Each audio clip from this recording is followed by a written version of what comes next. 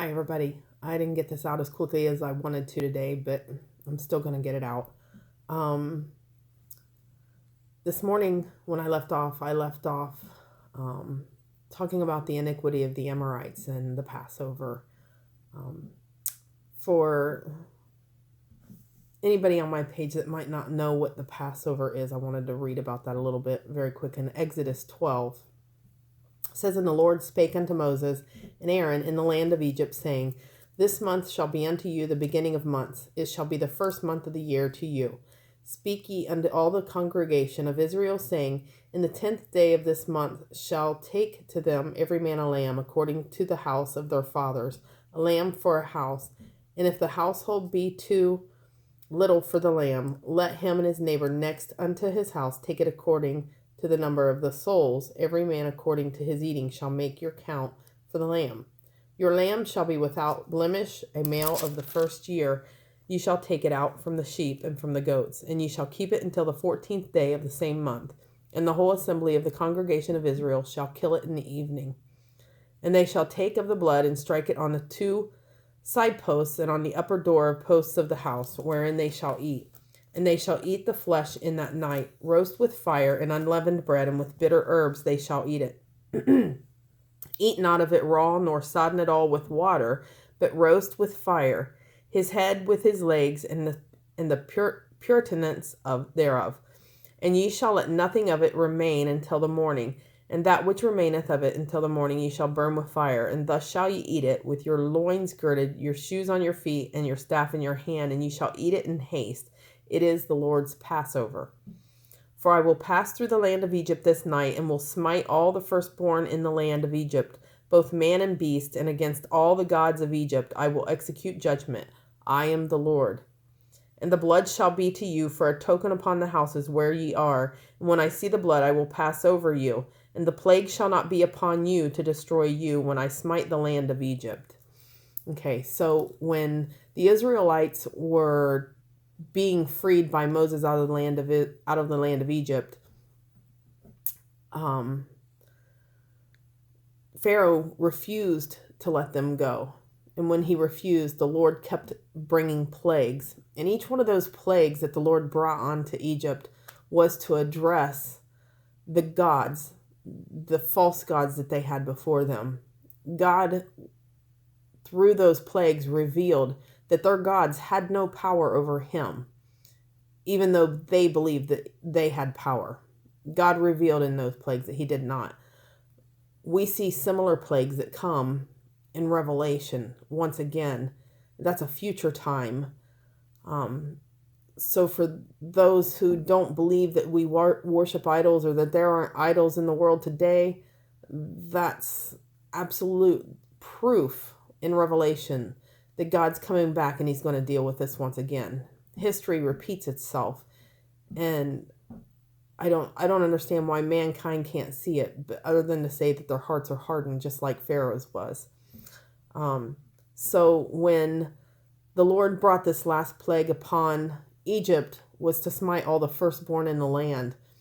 In order to protect the Israelites from that same judgment, he had them sacrifice a lamb, and they would put the blood on the upper post and the side posts of the door. And when the angel of the Lord that came through saw it, he would not smite their children, so he would save them. And that's when the Passover feast was instituted. And it was just after that they had the Feast of Unleavened Bread. And the Feast of Unleavened Bread was the Israelites fleeing Egypt, and they didn't have time to let the bread raise, and the Lord told them to take it. And that feast is a remembrance of that forever after, as the Lord told them. It's a forever feast, a feast that they were to celebrate forever, to remember what the Lord had done for them. So if you didn't know what that was, that's what this was. But I wanted to take you back a little bit before that. Before the Israelites were ever even a people, the Lord had come to Abraham, and Abraham had thrown down his father's idols. And the Lord saw the faithfulness of Abraham and brought him across the I believe it was the Nile. Don't hold me to that. No, it was the Euphrates. He brought him across the Euphrates River and into the land of Canaan and gave him that land. And as God was telling Abraham all these things and showing him things and making the promises to him, I'm just going to read it out of Genesis 15:7. It says, "And he said unto him, I am the Lord that brought thee out of Ur of the Chaldees to give thee this land to inherit it. And he said, Lord God, whereby shall I know that I shall inherit it? And he said unto him, Take me a heifer of 3 years old, and a she-goat of 3 years old, and a ram of 3 years old, and a turtle dove, and a pigeon. And he took unto him all these, and divided them in the midst, and laid each piece one against another. But the birds divided he not. And when the fowls came down upon the carcasses, Abram drove them away. And when the sun was going down, a deep sleep fell upon Abram, and lo, a horror of great darkness fell upon him. And he said unto Abram, Know of a surety that thy seed shall be a stranger in the land that is not theirs, and shall serve them, and they shall afflict them 400 years. And also that nation whom they shall serve will I judge, and afterward shall they come out with great substance. And thou shalt go to thy fathers in peace. Thou shalt be buried in a good old age. But in the 4th generation they shall come out hither again, for the iniquity of the Amorites is not yet full. And it came to pass that when the sun went down and it was dark, behold, a smoking furnace and a burning lamp that passed between those pieces." Okay, so here, before the Israelites were ever a people, and before they were ever to come out during the Passover, the Lord made it clear to Abraham they would be held captive in bondage for 400 years until the iniquity of the Amorites was full. The Amorites were the men who lived in the land of Canaan. And in order for God to give Abraham that land, he waited for the iniquity of the Amorites to become full. And how do we know what the iniquity or the sins of the Amorites were?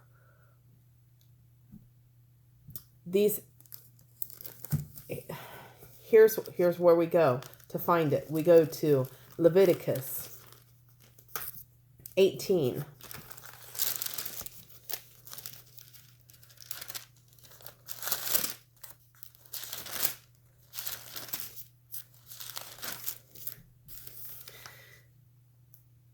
Every sin that was committed and being committed by the Amorites was addressed in the laws that the Lord put forth to the Israelites. And he told the Israelites not to take part of anything of the nations around them. These sins were the very reasons that the Lord took the land away from the Amorites and gave it to the Israelites. But we see it happens again. But listen to chapter. I'm just going to read until I get to the point where I feel like you've heard enough. Chapter 18 of Leviticus says, And the Lord spake unto Moses, saying, Speak unto the children of Israel, and say unto them, I am the Lord your God. After the doings of the land of Egypt, wherein ye dwelt, shall ye not do. And after doings of the land of Canaan, which is a son of Ham, whither I bring you, shall ye not do. Neither shall ye walk in their ordinances. Ye shall do my judgments and keep mine ordinance to walk therein. I am the Lord your God. Ye shall therefore keep my statutes and my judgments, and if a man do, he shall live in them. I am the Lord. None of you shall approach any that is near of kin to him to uncover their nakedness. I am the Lord. The nakedness of thy father or the nakedness of thy mother shalt thou not uncover. She is thy mother. Thou shalt not uncover her nakedness. The nakedness of thy father's wife shalt thou not uncover. It is thy father's nakedness. The nakedness of thy sister, the daughter of thy father, or daughter of thy mother, whether she be born at home or born abroad, even their nakedness, thou shalt not uncover. The nakedness of thy son's daughter, or of thy daughter's daughter, even their nakedness thou shalt not uncover, for theirs is thine own nakedness. The nakedness of thy father's wife's daughter, begotten of thy father, she is thy sister, thou shalt not uncover her nakedness. Thou shalt not uncover the nakedness of thy father's sister, she is thy father's near kinswoman. Thou shalt not uncover the nakedness of thy mother's sister, for she is thy mother's near kinswoman. Thou shalt not uncover the nakedness of thy father's brother. Thou shalt not approach to his wife. She is thine aunt. Thou shalt not uncover the nakedness of thy daughter-in-law. She is thy son's wife. Thou shalt not uncover her nakedness. Thou shalt not uncover the nakedness of thy brother's wife. It is thy brother's nakedness. Thou shalt not uncover nakedness of a woman and her daughter. Neither shalt thou take her son's daughter or her daughter's daughter to uncover her nakedness, for they are her near kinswoman. It is wickedness. Neither shalt thou take a wife to her sister, to vex her, to uncover her nakedness beside the other in her lifetime. Also thou shalt not approach unto a woman to uncover her nakedness as long as she is put apart for her uncleanness. Moreover, thou shalt not lie carnally with thy neighbor's wife, to defile thyself with her.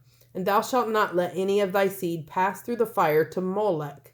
Molech was the chief god of the Ammonites, the Amorites, and the Ammonites. Neither shalt thou profane the name of thy God. I am the Lord. Thou shalt not lie with mankind as with womankind. It is an abomination. Neither shalt thou lie with any beast to defile thyself therewith. Neither shall any woman stand before a beast to lie down thereunto. It is confusion. Defile not yourselves in any of these things, for in all these the nations are defiled, which I cast out before you. And the land is defiled, therefore I do visit the iniquity thereof upon it, and the land vomiteth out her inhabitants. Ye shall therefore keep my statutes and my commandments, and shall not commit any of these abominations, neither any of your own nation, nor any stranger that sojourneth among you. For all these abominations have the men of the land done, which were before you, and the land is defiled. That the land spew not you out also when ye defile it, as it spewed out the nations that were before you. For whosoever shall commit any of these abominations, even the souls that commit them shall be cut off from among their people. Therefore shall ye keep mine ordinance, that ye commit not any one of these abominable customs which were committed before you, and that ye defile not yourselves therein. I am the Lord your God. I'm not going to read on. There's more if you read this. Every one of these sins that they just mentioned were sexual sins. People were sleeping with whomever they wanted to sleep with. They were doing whatever they wanted to do. They were sleeping with men. Men were sleeping with men. Women were sleeping with women. Men were sleeping with animals. Women were sleeping with animals. They were sleeping with their relatives. Guys, this is stuff we're seeing today. This is happening.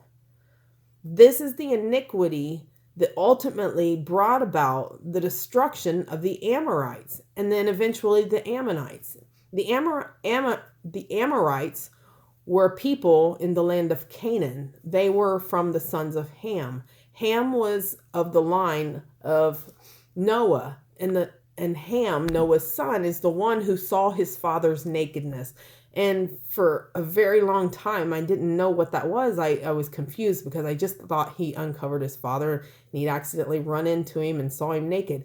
We've all done things like that. And I thought, well, what was so bad about it? Was that bad to accidentally? Because I've accidentally run in on a brother once or twice. I have 7 of them. You know, it was bound to happen. And for a long time, I was like, is this what this is? This is not what this is. When it talks about that Ham uncovered the nakedness of his father, he slept with his father's wife. Now, whether that was his real mother or whether that was his stepmother, I don't know, because the Bible really doesn't make that very clear. But it was a sexual sin that was committed, and Ham violated the commands of God. But he was of the line. So this group here, the Amorites, is of the same line. They're out of the sons of Ham. Then again, you know, when we talk about Sodom and Gomorrah, those were the sins of the Amorites, just like when God was talking about all these laws And in the days of Abraham, when he gave that land to Abraham, the iniquity of or when he gave the land to Israel, Canaan, and Abraham had been in those lands, he had seen some of that. And when Abraham was there, Lot was with him, and Lot chose to go live in Sodom and Gomorrah. And Sodom and Gomorrah was filled with Amorites. And what happened is they were doing the same things. They were in and all around these sexual sins that vexed Lot and his family. And so the Lord came down to visit it, because it says that they heard their cries from Sodom, that the Lord heard their cries from Sodom, and he came to visit. And when they saw what the cries were for, they were going to destroy it. And Abraham interceded for Sodom and kept saying, for 50 righteous people, would you not? For 40 righteous people, for 30 righteous people, for 20 righteous people, would you not? And by the time it was all said and done, it was Lot, his 2 daughters, and his wife that were saved out of Sodom. The angels brought them out and destroyed Sodom and burned it. Sodom actually means burnt. So this place was burnt. And what had happened is the Ammonites came out of the daughters of Lot. Lot's daughters, when they came out, had already learned the ways of the Amorites. When you hang around people who don't follow the laws of the Lord, who are not the Lord's people, you tend to get caught up in their sins. And these girls must have thought that it was the end of the world, and they decided to sleep with their father to ensure that there was a line to come out from their father. So they got their father drunk, and they both slept with him, and they both had children. The Ammonites were one of those children. Okay. So the Ammonites actually followed after the ways of the Amorites. So you'll hear both of those kind of come together at times. But that sin that was so deep in Sodom were sins of sodomy. They were sodomy and homosexuality. But guys, those aren't just the sins. I mean, the sins were the result of a hardened heart of pride, of a hardened heart that had no standard, that wouldn't listen to God. They were in rebellion. And when you're in rebellion against God for so long, your heart hardens, and there's no standard anymore. When you don't obey the Lord, when you don't listen to the Lord and his commands mean nothing to you, there's no standard. Anything goes. And that's the way this was happening. Anything went in these places. In the land of the Amorites in Canaan, before Abraham came in, that's what these people were doing. And Abraham was told that the Israelites were going to be brought into this land after this iniquity was full. And as I was studying this week, on Tuesday, I realized what he was saying to me. I realized in studying this word what the Lord was saying to me. And when he made it crystal clear to me that that was the same thing that was happening here in America right now, that the iniquity of the Amorites, it's not the Amorites of that time, but it's a spirit. Okay. It's just like when John the Baptist came, he came in the spirit of Elijah, and they went and asked him, and they said, "Are you Elijah?" And he said, no, he didn't know. He came in the spirit of Elijah. Okay. These people who are committing these sins do not understand what they're doing.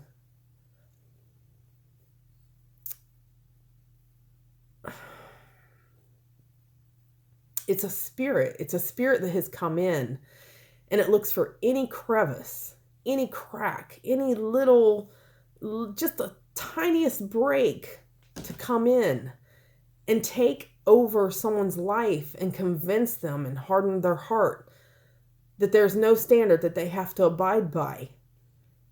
We have a standard, and it's Jesus Christ. He is our standard. He's the standard that was raised up against the enemy.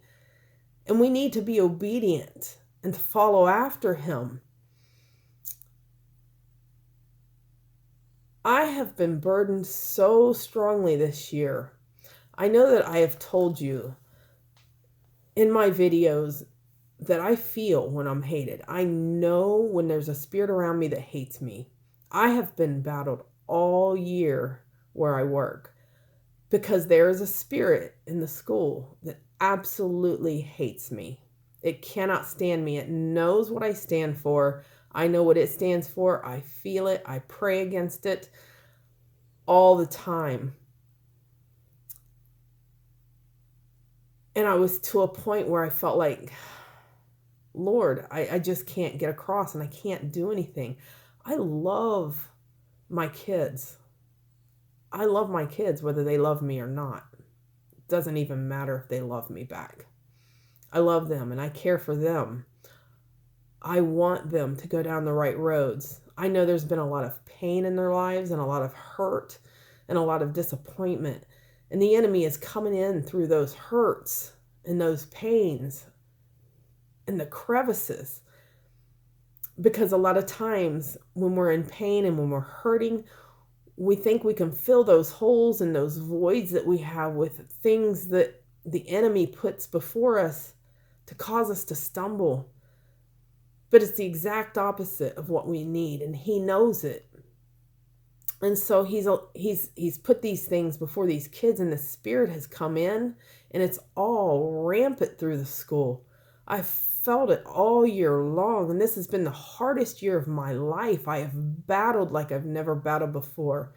But Tuesday, when the Lord showed me that the iniquity of the Amorites was full, and that's what was going on here, and it was the very last thing,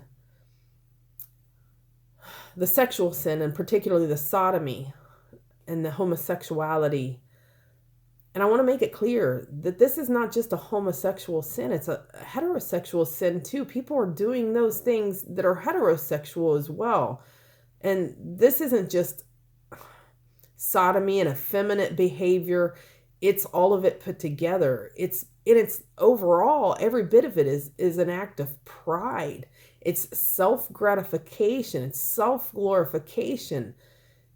And anytime you have that, it's out of pride. And when pride comes in, the fall comes. And I know with everything inside of me, that at that moment that he revealed that to me on Tuesday morning, that destruction was coming to America. I've known this. I've had dreams about this more than once. And I know with all of my heart this is going to happen. I can't tell you when, only God knows that. But I know destruction is coming. And I know that at this point, America's not going to be saved. America has made its decision, and the people of America have made their decision. At this point, it's just a matter of plucking brands from the fire. Those who will listen and come out. And I pray that the Lord bring many. I'm constantly praying that the Lord open eyes and ears and reveal this to people around me, because this is a very big burden. I've been burdened by it all year long, and particularly for our kids. Listen, the enemy has come in to steal our kids. He is out to destroy our children through this spirit. I don't blame the children.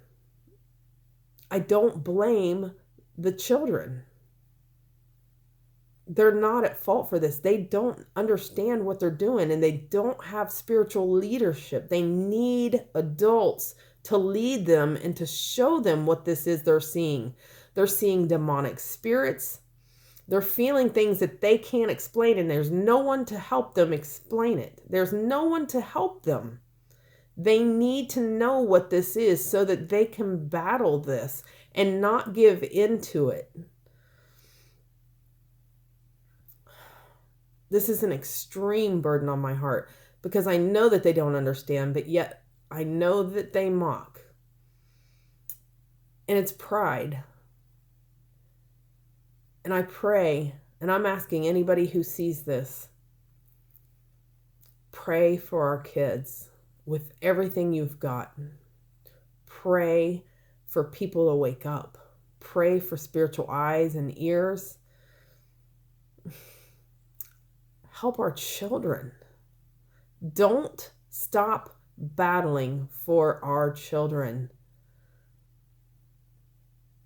Don't give up on our kids.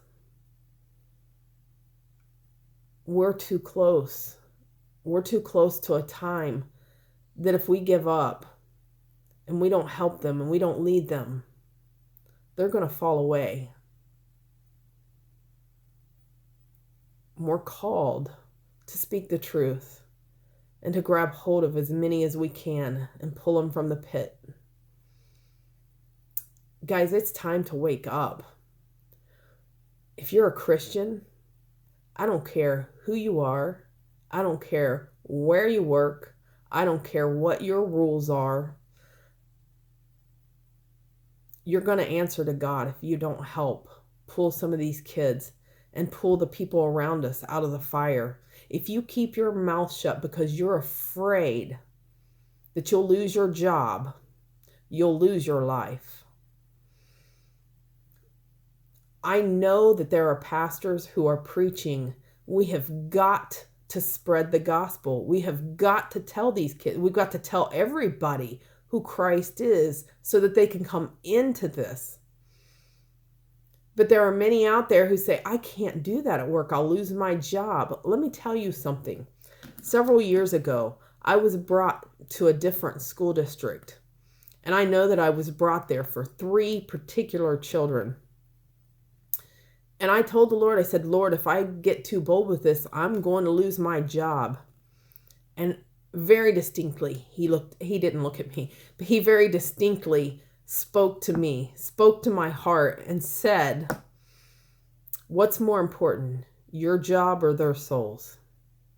And from that point on, I knew what I had to do. And the Lord has placed me everywhere that I've ever been placed.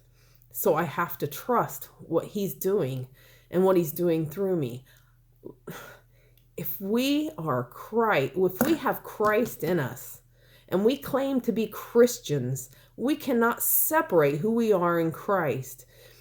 If I'm asked to leave Christ out of any aspect of my life, I will have to leave because I can't let Christ be apart from me. I cannot be apart from Christ. I don't want to be apart from Christ. I would never make it without him. We have to lay down everything to do what we're called to do. If you don't, you will answer to God. You will answer to God for everything that you didn't do, for your disobedience. There's a place, and I've talked about this before, in Matthew 7. And I'm going to read this real quick and I'm going to discuss it. It says, Matthew 7:21, not every one that saith unto me, Lord, Lord, shall enter into the kingdom of heaven, but he that doeth the will of my Father which is in heaven. He that doeth the will of my Father which is in heaven. Many will say to me in that day, Lord, Lord, have we not prophesied in thy name? And in thy name have cast out devils, and in thy name done many wonderful works. And then I will profess unto them, I never knew you. Depart from me, ye that work iniquity. Therefore, whosoever heareth these sayings of mine and doeth them, I will liken him unto a wise man which built his house upon a rock. And the rain descended, and the floods came, and the winds blew and beat upon that house, and it fell not, for it was founded upon a rock. And every one that heareth these sayings of mine and doeth them not shall be likened unto a foolish man which built his house upon the sand. And the rain descended, and the floods came, and the winds blew and beat upon that house, and it fell, and great was the fall of it. You know, in the day of Noah, which is what he says it'll be like in the end, and I truly, with everything inside of me, believe that this is where we're at.